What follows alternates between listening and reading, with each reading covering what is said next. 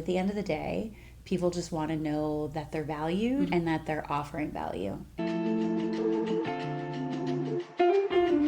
Welcome to StaffBuffalo's Pain Points Podcast. Hi, welcome to another episode of the Pain Points Podcast. I'm Lauren Lewis, and I'm here with Patti Stephen, Hi. who is the president of Buffalo Prep and also co-founder and CEO of C3 Community. Patti, awesome. I'm so glad we made it here today. I know. This is fantastic. Lauren, I'm so excited. Thank you so much for having me. Thanks for joining me, and I've always admired your journey, your path, your passion for Buffalo Prep and the work you do.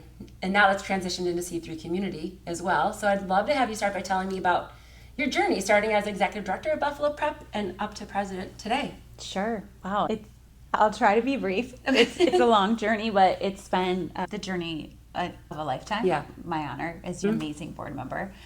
When I started at Prep, it was, 17 years ago this August. Wow. And time flies. Time flies. And I really had no idea what I was walking into. I was not really sure what I wanted to do in my life at that point. I knew that whatever it was, I wanted to care for people. Yeah. And I wasn't quite sure of how that was going to manifest. And I landed here as a part-time special events coordinator on a $20,000 a year grant. Oh my gosh, I don't think I knew that part. It was wild. And I met Grace. Grace, O'Connor, who's here, has been here just a week longer than I have. And so you two have been a dynamic duo. I know, we really are. We really years. are. And it's crazy when we think back that long that it's been that long. But Prep is always, my predecessor, Marsha O'Neill White, was really great at identifying talent and trying to promote from within and building a family culture here. And that was something that I really learned from her and wanted to emulate in my time at Prep. And as I moved up and continued to kind of progress here into fundraising and the director of development and then the assistant director and then 10 years ago the executive director when Marsha retired, I had a real opportunity to take an organization that was already really well established, had great supporters and staff, and obviously undeniable scholars. Oh my gosh, they're the best. The best. Just every really single time amazing. I interact with the scholars, I'm just more and more amazed. Totally. They really drive me every day. They're just really so remarkable. But it was a real opportunity to kind of take a step back and reflect on what was working well and really what wasn't and what was going to be my legacy here at Prep. And I really think driving culture, as I think about this next transition of the organization and my time will be winding down here, it's what was my legacy, and I think it really was building a very strong culture that I know will persist under David's leadership and the team here. And it's really exciting to be able to build a space where people feel good when they come there. And I hope even as a board member you've experienced that. Always. Yeah. I was going to say, no matter who you interact with at Buffalo Prep, it's just, you feel welcome. You feel part of the family. You're just engaged with the community. Once you get here, you never leave. It's true. It's true. You don't. I think every board member's like, how long have I been here? We do have term limits, but it is like that. And you, in your journey here, volunteered first for a time before coming on the board. And so it is a special place. And I feel great pride in having been a part of that and leading that. And I'm excited as my journey evolved to have the language and the science around what we built here, because when I first started as executive director, I was terrified. I had never led anybody. Yeah. And all of a sudden I was in charge of this organization. And it really did just feel like it happened all of a sudden. And I felt really not prepared, and that imposter syndrome that we all have. I know. It's alive and well in all of us. Yep. And all I kept saying to the staff was, I just want you to treat everyone how I treat you. It doesn't matter if it's a scholar, their family member, a vendor walking through the door, a board member. We lead with kindness, we lead with love, and I just hope I can model that for you. But I didn't really have the framework or the strategy to give them other than just showing up and being consistent. And that's a piece of it. But as my leadership grew, I was able to understand more about what it is that I was doing and that we're doing here that allows that culture to grow and to persist. So tell me more about what that means. What does it mean to not only lead with kindness, but also how that translates into the everyday work that you're doing here at Buffalo Prep? Sure. Here at Prep, we really pride ourselves in that our pipeline is such a strong continuum that we get to share life with our scholars, many of them from age 10 until their mid-20s or longer. Yeah. And even for you being involved with Prep for so long, you see our scholars grow and progress. know. And we never get older. No, we don't. No. Ever. But all of a sudden they're like doing amazing things in their careers. And you're like, whoa, I remember when you were in high school. We're selling you jewelry in middle school, Yeah. and now you have this business. And so, Oh, it's so cool. but when you have the honor to share life with people, and especially in a place like prep where you're exposed to so much cultural wealth, it's something that I take great responsibility in too, of like caring for the relationships that we have here, caring for the people that I have here. And there are things that I just naturally and intuitively would do that to me seemed like no big deal. Something like writing every staff member a birthday card has such huge reward for that individual that I really didn't fully understand. It was just what I did, right? Little gestures. Sometimes they go a long way. Yeah, those micro moments. And it's really more matter. than like a text message. Totally. And it's just honoring the humanity of people and showing up when you know they're going through something, remembering to talk to them about that, making time for those small moments. And a few years ago, when people would always ask me, as part of my journey, I grew up in foster care. Right. Been on my own pretty much since I was 15. But I grew up surrounded by people that looked out for me and they cared for me. And I think that what was really important to me, that as I became an adult, that I was going to be that person for anyone that needed that. And I'm driven by that to a fault, right? Yeah. It's like sometimes things are none of my business and I'm worried about that person. Yeah. And so it's something I've had to learn to balance my character strengths. And you can tell when someone's not themselves. Yeah. When they're in a funk, they're in a mood, you're like, all right, 100%. what is going on? Yeah. And Sometimes they just need you to ask. And just too. trying to be there and hold space for that and hold space for each person. So along this journey, I found a program at the University of Pennsylvania called Masters of Applied Positive Psychology. And I had never heard of it. Yeah. Nor would I ever dare to have applied to an Ivy League school. But when I read about this program, I was like, literally, Lauren, jumped through the computer screen. I was like, this is meant for me. Like, this is understanding like how humans flourish, how we have well-being, the neuroscience behind those things. And what is most important to me in life is this idea of mattering. Right. People matter, and that I matter, you matter, everyone matters. Everyone and does.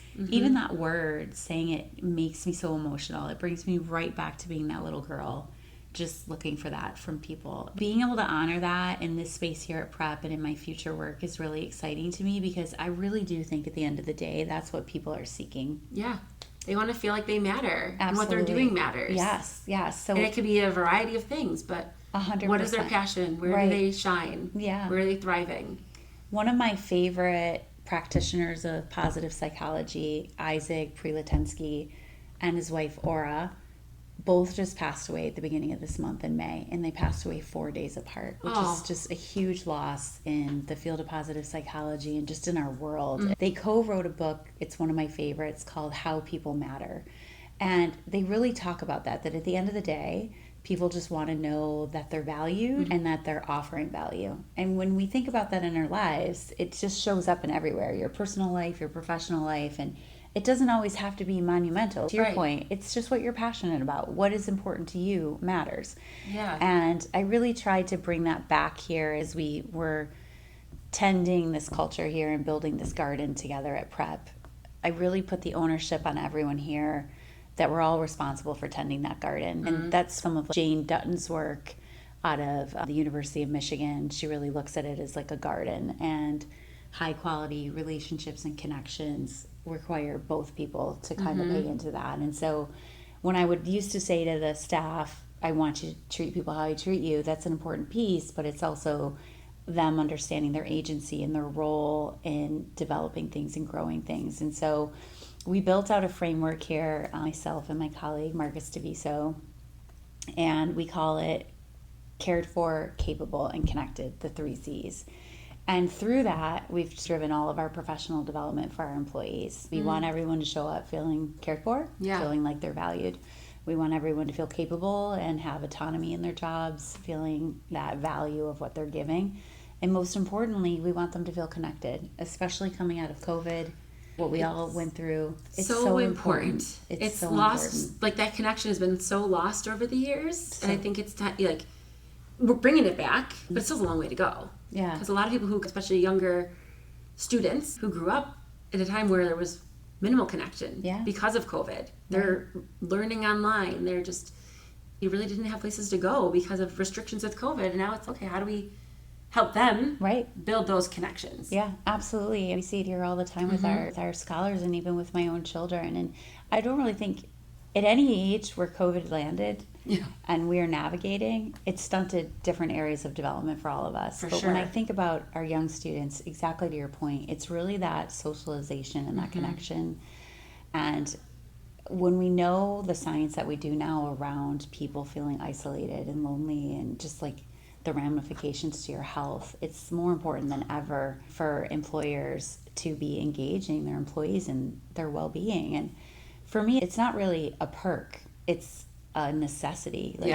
We always say here, I can't ask our staff and faculty to show up for 800 plus scholars if they're not able to show up for themselves.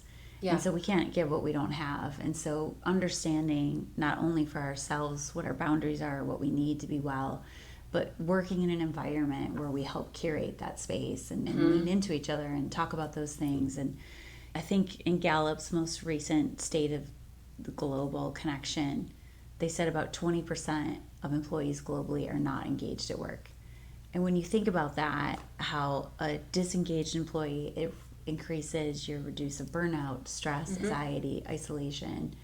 And so it's not just your productivity at work, it's every other aspect of your life too. 100%. But they also, in that same report, correlated it to productivity and said, due to employee disengagement, globally, we've lost like $10 trillion in dollars. And so whenever I'm out with C3 Community, which is our company that we created, that I'm really going to be focusing on next, to bring these 3 C's to corporate, nonprofit partners, and individuals, that is one of my selling points, if you say, because for so many companies, I think they just, out of necessity, they need to pay their employees. They need to make an earning. They're like, I don't have time for that. I don't have time for the fluffy stuff. I'm like, but you need the fluffy stuff in order to get to the good stuff, to get to the green stuff, right? Sometimes it just gets lost in the day-to-day because there's so much stuff you have to balance and work through that it's hard. And like I said, sometimes it's as simple as writing birthday cards. No. It's not resource heavy. No. But it matters. Doesn't cost that much. Right. But does make the employee feel like they matter. Absolutely. And so just that little bit of time investment, that little bit of thought, and just really intentionally looking at your space as a space for well-being, regardless of what industry it is. We all spend so much time at work. A huge portion of our lives. Majority of your life is at work. So you better make sure you're at a place where you are passionate about it. You work with people that you feel like you want to work with, you want to support, you want to be there for. 100%. And that's going to make you much more productive too. Yeah, that's what the research shows. It worked for us here at Prep. It's been an amazing journey. I do think, like I said, that's the biggest part of my legacy is I know that the soil's really fertile for David and the team, and they're just going to skyrocket and do amazing things. And I'm so excited for that. And you've mentioned David a couple times. So for our listeners, let's talk more about David and this transition, because he's your next executive president of Buffalo Prep. Yeah, he's the incoming executive director July 1st, and I'm going to stay on for a year as president to support the transition. And obviously, anyone working in the nonprofit world right now knows that funding for nonprofits is in crisis, and so that's another whole podcast. But I know we could do that another time for sure. That's going to be my laser focus, and just supporting David as he transitions. But he intuitively has it, and for me, Prep has been like another child. It's been, by the time I leave, 18 years, and leaving it with a person that is so highly regarded by our board and our staff, and that is the right person for the job, is such an unbelievable feeling. And when I met David Johnson, gosh, I think David's been with us almost 9 years. Oh wow, it's been that long already? He's been a huge part of what we've built here, a huge part of the culture shift. But he came to us from higher ed. And he's going to laugh when he listens to this that I shared the story. But it's, how all organizations have their folklore, their lore. Yeah. David, when he came in, we just knew. And I'm relentless when I want something, right? Yeah, and you got to go after it. Just like, this is the guy. And I remember Lauren, I literally tried to block the door. And anyone who knows David, he's 6 foot, I don't even know what, right? He's tall. He's a former Much basketball taller, player. A whole other foot taller than me. And I was trying to block the door, like, are you sure you don't want to just commit right now? And he's like, I need to go home and talk to my wife. Like, you're a freak. The fact that he even came back speaks volumes about David, but he knew that this is where he wanted to be. Yeah. And even as David's career was growing and he was thinking about what was next for him, I just knew David's work wasn't done here, and it was always meant to be him. And it's so exciting to have that feeling. People keep asking me, am I upset? Is it? And I'm like, no, I feel like I did my work here. Yeah. I gave it all I could. He's just going to do so many amazing It's time for the things. next person to take it and run with it and build off of what you've established and what your predecessor established too. So it's like, how do we get to that next level? And it's terrifying because other than building out C3 community, I have no idea what I'm going to do next. I'm just taking it in stride. I'm going to get through this next year and then see how the universe opens for me. And it will. Yeah, just kind of keep moving forward every single day and Yeah. leading with kindness, and it's just going to unfold. Yeah, based on everything, all the work you're doing. Thanks so much. Let's talk more about C3. Sure. What does that look like for you and Marcus? Yeah, sure. So Marcus DeViso, he's been with Buffalo Prep almost 30 years. I know, I kid. Yeah, I know. It's wild. You were kidding. Like, people don't leave. They don't Right. leave. Once Don't you leave. become part of the Buffalo Prep Yeah. family and community, you're in. And while my legacy has been our culture, and Marcus has been a huge part of that step by step with me, his legacy really is just the whole philosophy and pedagogy here and academic excellence and our curriculum. He's just transformed the space, and I hope he feels as proud as we do of him. But he recently just completed his doctorate in curriculum development, and I should be a better colleague that I know the exact title, but I don't.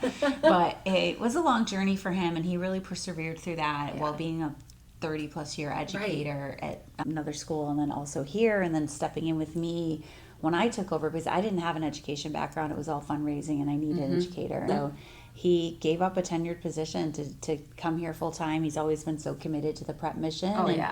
And so Marcus has already been working around the community, not only in our racial equity work, but also helping develop curriculum and work with engaging scholars and students across the community. And so part of C3 community is Marcus will really be working with schools and districts and teachers, coaching them and developing spaces that curate feeling cared for, capable, and connected. And I've been working more in identifying organizations that are looking for that for their employee well-being programs. And just helping them build out. We go in and we meet with teams, and we kind of just hear maybe what some of their pain points are, what they're looking for. We kind of drill it down and put it into the 3 categories of the 3 C's. And so that's been working really well for us. We haven't had a lot of time to do it with our responsibilities here at Prep. And additionally, I am now certified through Positive Acorns to be a coach in positive psychology, an executive coach, life coach. And so I work with individuals that, Lauren, are really just not sure their next step, or they're feeling a little stuck. It's sometimes transition point, or sometimes it's just, they're just feeling meh. Like, I need a change. I don't know what it is. And sometimes you just need a thought partner to help you have that inquiry, help you identify your character strengths, think about what would give you that passion so you do feel that value. And work through it together, work through it with someone else. So you're not just at home being like, oh, I should think about this today, or I should put some thoughts down on paper, but I have this to do, I have that to do, 100%. I got to run in this direction, that direction. It just sometimes doesn't happen unless you have someone holding you accountable. 100%. And so that's been really exciting for me to do, to have that one-on-one individual work with people. And just like we do here at Prep, Illuminating Brilliance. I love when individuals illuminate and they figure out what they want. Illuminating Brilliance. I feel like that is so Buffalo Prep. It is. And so just tying that all together, it's back to that theme of wanting to care for people on their journey. And for me, it's definitely in this way. And so I'm excited to do more coaching with C3 and just work with individuals as they think about their next journey. I love that there's really 3 areas that you are working with C3. Yeah. So not only is it with education, which is, Marcus is such an amazing educator, and I don't know how he does everything he does, and it has the energy every single day. Yeah. He just brings such high energy to every person We he's all don't around, understand every how he room does he's it, in. right? I'm like, oh, he's just amazing. And then for you too, from like corporate standpoints, looking at that direction too, bringing that kindness, that empathy that you bring wherever you are. And when I hear you, or when anyone hears you talk about Buffalo Prep, the passion you have for the students, scholars, the families, illuminating their brilliance, and helping them identify their strengths and bringing it out and feel excited about that. Right. Not feel, oh, I don't know, I should go this route because that's not the traditional trajectory. It's no, if that's something you're passionate about and you are into it, go for it. Absolutely. And how do we rework your brain to make you realize sometimes that's okay. There's the positive momentum with that. Yeah. It's incredible. To your point there, Lauren, it's so exciting to watch individuals work through who they are and find that space. And not everybody does get to the spot of what really ignites them. And for me, I personally believe we have one go around at this. And the human experience is messy. We make mistakes. We make bad decisions sometimes. They don't define us. We work through them and we keep growing. And so we really talk to our scholars about that a lot here. And the ones that have the opportunity to attend Buffalo Prep, they're no different than the ones at any other school or household or street corner. They just happen to get this opportunity. Yeah. And so I really believe that inherent brilliance is in everybody. And it's just having the access, having the opportunity, and having the understanding of how to develop that. And so when kids come to us, they're not coming to get any smarter. They're just coming to almost like illuminate. Like harness it, illuminate it. Yeah. So being able to bring that to the C3 space is so important too. I think to your point, we get so caught up in the hamster wheel, or making the decisions we have to make. We got to pay the bills. We have to get this done. We got to take care of our kids. We have to, having that time to pause and be like, is this really how I want to be living my life? Is this really my best life? Is this the best version of myself? And I still haven't even figured that out, right? I tell the kids when we meet with them, they think it's linear, that we all just soared to the top. And I'm like, I was a hot mess. I'm still a hot mess. I don't know what I want to do when I grow up. So I think that's exciting to watch it when someone clicks and they're like, yeah, that's what we're going to do. Right? And I think that's important too. So no, it's not linear. It's not. We're all constantly figuring ourselves out, figuring out our career path, figuring out our life path, figuring out everything. Yeah, relationships, everything. It's like a journey, and it's not always like when you're at this point today, you might not be at this point in 3 years, 5 years, 10 years. It's going to evolve and change as we grow and develop as people too. Yeah. It's exciting and scary. I know. It is. But I think part of it too is like, harnessing that positivity around it. Yeah, and not feeling like you're stuck. Using it almost as like a juncture point to get to that next level. Right. And the momentum, the motivation to learn and grow more. Yeah. And sometimes it's little things that we can do. I think another thing that I learned in my time in the MAP program is just the importance of positivity, not only on your health and well-being, but really in the trajectory of your life and your goals. And so if you're an individual that gets stuck in those mind traps of like, this will never happen for me, why do bad things always happen? And you can't see that even in a terrible experience, there might have been an opportunity there. You may have grown. That can really hold you back. And so learning optimism, the founder of MAP, Dr. Martin Settleman, he has the book, Learned Optimism. I can't recommend it enough. And I was so grateful to be able to study under him. But just even understanding that. And now when I see it in people, and that's just a tiny shift that you can do. That's something anyone can do. Yeah. If you can recognize that in yourself and be like, okay, I do have agency here. I can change this. Or this was something that came out of that situation that benefited me. It is just incredible what that can do for you. And so, again, not that resource heavy. It just takes that critical thought and looking inward to really kind of understand how you show up in this world. And it's little things. It doesn't have to be something monumental to help you change that shift towards optimism. It could be, all right, I got to work safely today. Yeah. If you're nothing, you can't throw out anything. We call them wins in our office. Like we start at some meetings with a personal win and a professional win. Right. And some people are like, I don't know, I didn't have a personal win. I'm like, did you get to work today safely? They're like, yeah. I'm like, that's a win. Did you put your 2 feet on the ground today? Right. That's a win. It's just sometimes I want to come to your office now for make those. such a difference. Yeah, it does. It's for me. I love doing those because it helps us also connect more with each other on our team, and you learn different things about everyone on our team. I learned today that one of our recruiters went fishing over the weekend. And I'm like, I didn't know she liked fishing. And I was like, look at my fish. Showed a picture of her and her fish. I'm like, this is so cool. Just learn so many different things about people. Yes, and it's important because it's humanity. Yeah, it shows people they matter. Humanity, and just it's helping them feel like they matter with just little things. Right. And I think too, in a time in this world where we feel so polarized. Yeah. It's so important to bring it back to just that. I can't explain everyone's decision or thought process, but I would guarantee that at one point in their life, they just wanted to feel like they mattered. And how do we do more of that for each other? And how do we try to see the humanity in somebody and elevate that instead of maybe what their ideologies are, what their thoughts are, but really how did they get there? What do they need to feel value and that they're offering value? And I think that could really help us, because I think we always say we're more similar than we are absolutely opposite, or however that saying goes. And I really believe that, and I hope to bring more of that into the spaces that I have the opportunity to work in. I think when it comes down to it, it's connection, and we're all humans. Yeah. And we're all trying to navigate life. Yeah. And no matter what direction it's taking you, and understand that people have different journeys and different perspectives, different and stories, and stories, and appreciating that. Yeah. I love learning about people's stories. Probably why I love what I do with recruiting and building relationships with companies and professionals in the community. It's like I love hearing people's stories about how they got to their point in their career today, what their goals are moving forward. It's so fun. It is. Yeah, I love it too. And everyone's so unique and interesting that it's all, you learn something every day about different people. I know. I love talking to people. I hired a positive psychology. I went to school for sociology, so I've always. Oh my gosh, yeah. Right? But when they always just said I was a social butterfly in elementary school. So that's how that manifests. It's always right? You just want to know what everyone's doing. Right? Exactly. I tell people this too, especially if they're interviewing somewhere, and they're like, "What do I ask in an interview question?" I'm like, people love talking about themselves. Ask that person who's interviewing you what their journey has been like, how they got to the position they're in today. What does that look like? If maybe that resonates with you and a journey you want to take. Right.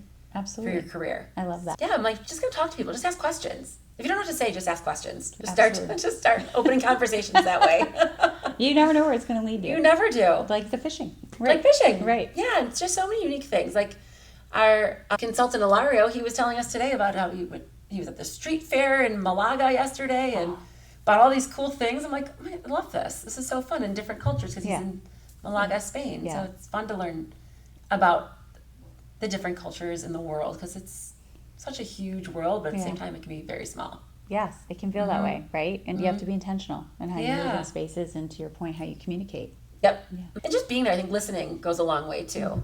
When you're just listening to other people, understanding maybe what they're in a funk, what's going on, why, what's happening, and just being a sounding board for them sometimes. You don't have to have answers, Right. but just letting someone talk can really help too. I think one of the most important questions I've learned to ask in my leadership journey here at Prep is, what do you need me to know?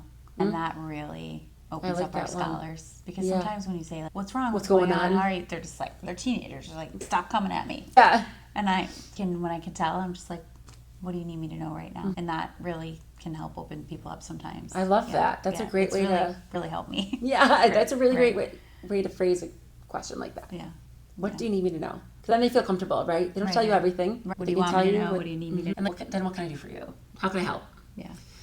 So when you're thinking about post July 1st into this next chapter of your career and your journey, what are you most excited about for it? Let's hope that what I'm manifesting and that I can raise $100 million for Buffalo Prep, so our Illuminate the Future Fund is full and it offsets our operating. That would be a huge win. But, so if anyone's listening, if anyone wants to make a donation, please. But I think I'm most excited to know that I'm meant to do more. And I just don't know what it looks like yet, honestly, Lauren. I really don't. People keep asking me, and it's funny because everyone thinks I'm retired. I'm like, A, I have bills to pay, and B, I know, I can't sit still. I'm not retired. No, you're too much right. energy. I'm like, no, I'm still at Prep, working really hard. But I'm excited about the unknown, but knowing that there's a bigger impact I want to make in this world. And I'm not sure if it'll necessarily just be through C3 or if I take another job somewhere else and always do C3 on the side. Yeah.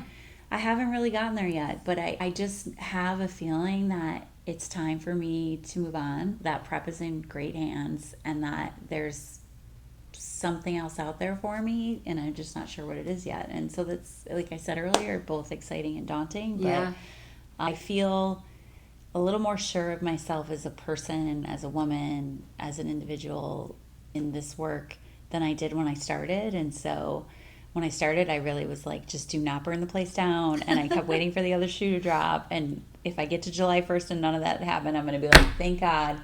But I have a little more confidence than I did, and a little less imposter syndrome. But we'll see what's next. It probably will rear up again. It's so exciting. Yeah. What has the growth been like, not only for you, but for Buffalo Prep over the past 17 years? Oh my gosh, huge, huge. when I started, we had an operating budget of just under $400,000 a year. Yeah. Now it's $2.5 million. That's why I'm staying on for a year.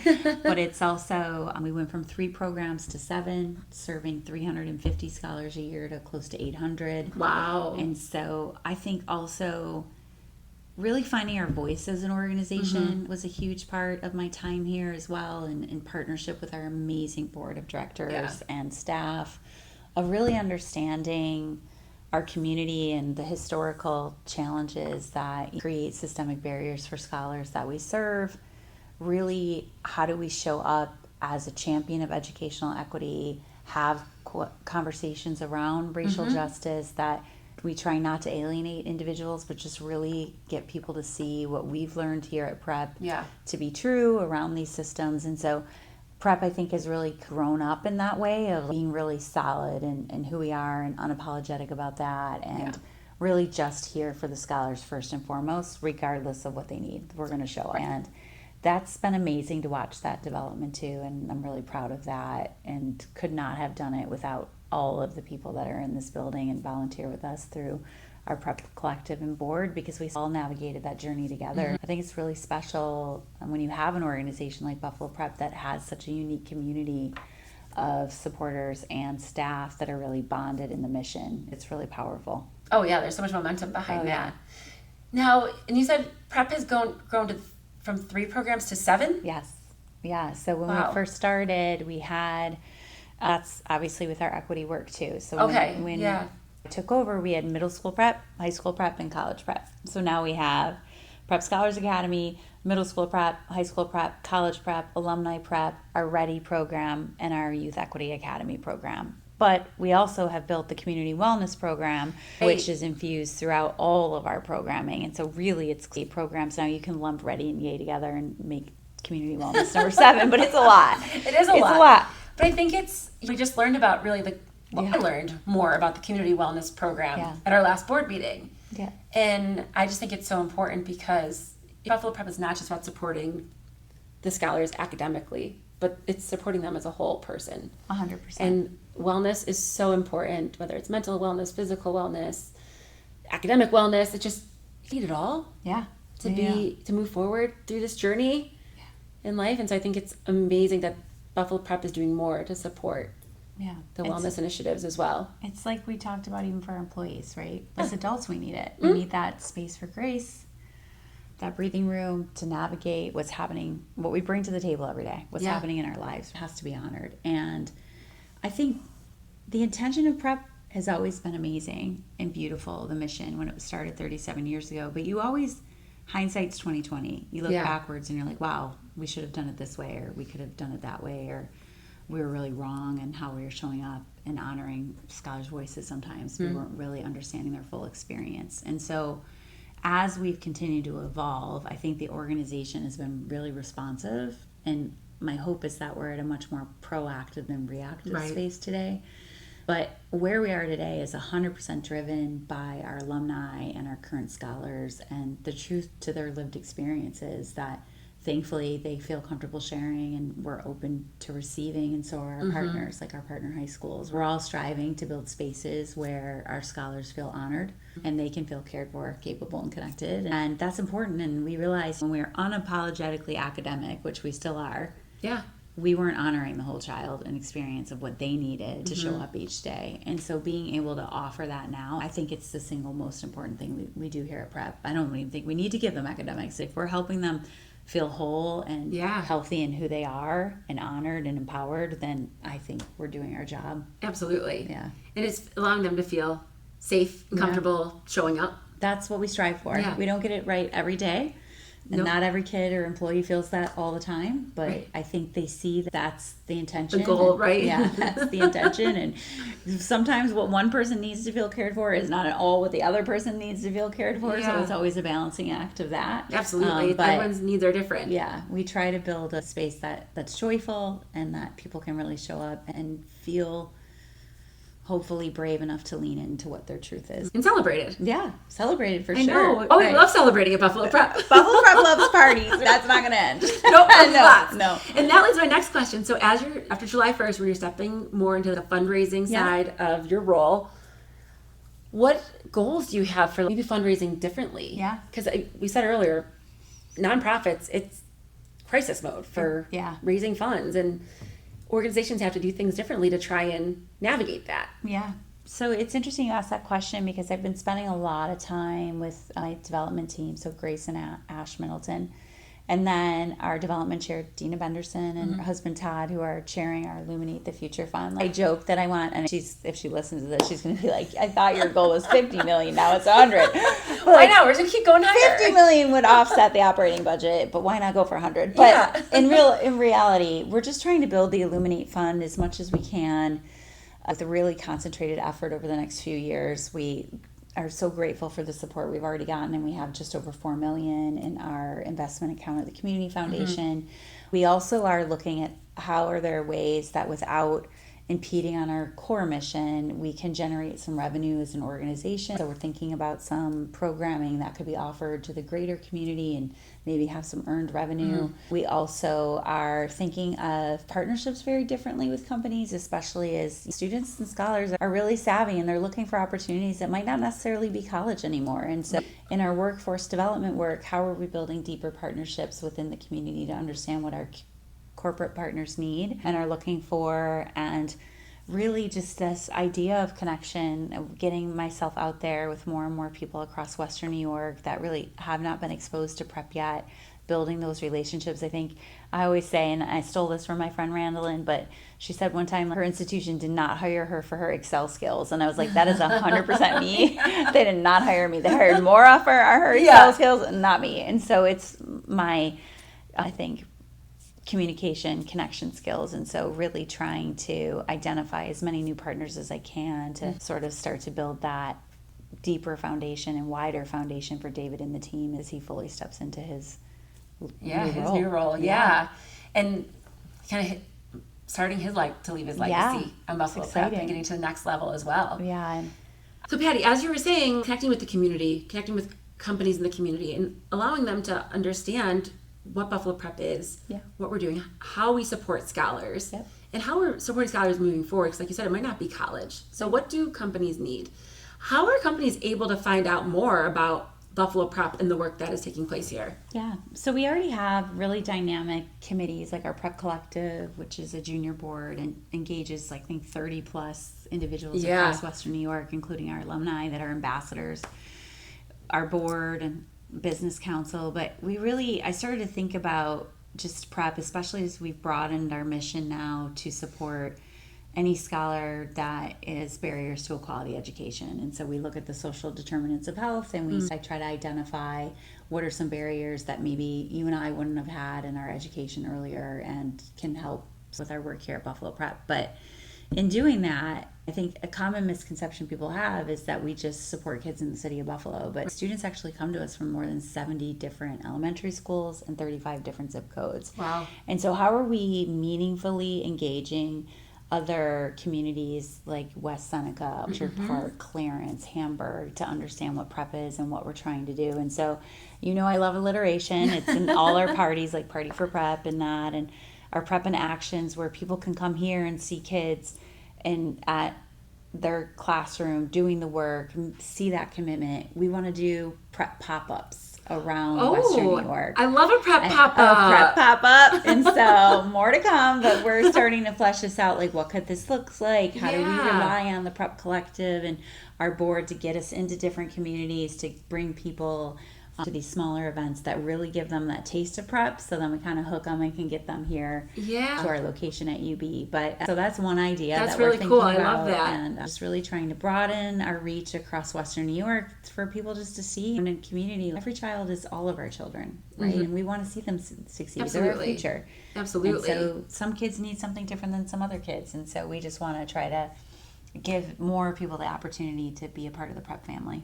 I love that. And you'll still be doing the Prep in Action. We're doing it. Come to Buffalo Prep or anytime. to any of the locations where the summer program's going on to see. So we're in the summer, we're here at UB and then at Nichols School, and so we have hundreds of scholars in academic enrichment all summer, and so we always love to invite people in to see what we're doing and just understand the extreme commitment of our scholars and their families. It's an amazing commitment. It is a huge commitment. For the families, for the scholars, I'm always amazed that these scholars they're doing extra curriculum. Yes. Evenings, weekends, summertime. Yeah. And they're in. Oh, they they're are in. so into it. They're They're locked going in, to yeah. prep in action, and it's just the work they're doing. They're excited to be there. They're happy. They're around their friends.